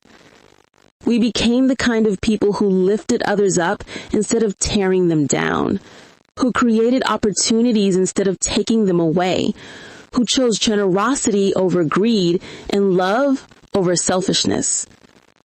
8 years after that registered letter arrived with a check for $290 million, I sat in our beautiful home, the same house that we'd fought so hard to keep, now renovated and expanded, but still filled with the same love and laughter that had sustained us through our darkest times. I was watching my 3 sisters, now successful women in their early 20s with bright futures ahead of them, laughing around our dinner table with Marcus and Eleanor and the extended family we'd chosen and been chosen by. Essence had just passed the bar exam and was starting work at a prestigious law firm that specialized in children's rights and family law. She was engaged to a wonderful young lawyer who understood that his future wife came with a package deal. 2 sisters and 1 big sister who would always be the most important people in her life. Destiny had just signed a contract to publish her 2nd book of poetry and was offered early admission to a local university. She wanted to become a teacher and use literature and poetry to help young people process trauma and find their voices. Harmony's music career was taking off in ways that exceeded all of our expectations. Her third album had gone platinum, and she was headlining a national tour that sold out venues across the country. But she made sure to schedule breaks so she could come home for family dinners and important events. All three of them graduated from college with honors, but more importantly, they graduated as confident, compassionate young women who understood their power to make positive changes in the world. All three of them had found love with partners who understood and respected the bonds that held our family together. Their future spouses weren't threatened by the closeness of our relationships. They were drawn to it, understanding that women who learned to love and support each other unconditionally would bring those same qualities to their marriages. As I looked around that dinner table, listening to the conversation and laughter and love that filled our home every time we were all together, I realized that our story wasn't really about the money or the legal battles or even the people who tried to hurt us. Our story was about the choice to love unconditionally, to fight for each other no matter what, and to build something beautiful out of the broken pieces life sometimes hands you. It was about 4 young women who refused to be defined by other people's limitations or prejudices, who chose challenges as opportunities and setbacks as setups for comebacks. It was about the truth that family isn't about blood or money or legal documents, but about showing up for each other every single day and choosing love over fear, hope over despair, and each other over everything else the world might offer. And as we sat around that table, planning new ventures and celebrating recent successes, and simply enjoying the peace that comes from knowing you're exactly where you belong, with exactly the people who matter most, I knew that Mama and Daddy and Granny Ophelia would be proud of what we'd built together. We'd taken 3 scared little girls and 1 overwhelmed teenager and turned them into a force for good in the world. We'd proven that love really can conquer anything, that determination really can overcome any obstacle, and that chosen families really can be just as strong and beautiful as any other kind. But most importantly, we learned that the best revenge against people who try to destroy you isn't destroying them back. It's building something so beautiful, so successful, so full of love and joy and purpose that their hatred and jealousy become irrelevant in the face of your happiness. We'd won, not just in court, not just financially, not just legally, but in every way that actually mattered. We'd won the right to be a family on our own terms. We'd won the security to make choices based on love instead of fear. We'd won the platform to help other families find their own paths to healing and success. And as I tucked away the photo albums from that evening, pictures of all of us laughing and hugging and simply being together, I whispered a prayer of gratitude to all the ancestors and guardian angels who'd watched over us through the darkest times and celebrated with us through the brightest ones.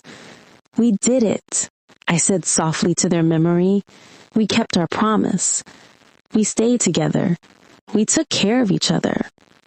And we built something beautiful out of love and determination and faith that everything would work out the way it was supposed to. And as I drifted off to sleep that night, surrounded by the sounds of my sisters getting ready for bed and making plans for tomorrow, I knew that our story was far from over. There would be new challenges and new opportunities, new ways to grow and serve and love. There would be grandchildren someday, and maybe more young people who needed the kind of chosen family that had saved all 4 of us. But whatever came next, we'd face it the same way we'd faced everything else, together, with love, with determination, and with absolute confidence that no force on earth could break the bonds we'd chosen to forge. We were family. We were strong. We were successful. We were happy. And that more than any amount of money or any legal victory or any sweet revenge against people who tried to hurt us, was the real triumph of our story. We'd chosen love, and love had chosen us back. And that was more than enough to build a lifetime of happiness on. Now, tell me, what would you have done if your family betrayed you this much? What would you have done if you were the big sister to 3 little girls from a very young age? Would you return them to the adoption system or be their mother? Let me know what you would have done in the comment section below. Thank you so much for listening to our story. Before you go, please don't forget to subscribe to this channel and like this video. We post videos every single day on this channel, so it's a good thing if you check out other videos here too. Don't forget to comment your thoughts and opinions on this story. We'll see you in the next story. Bye!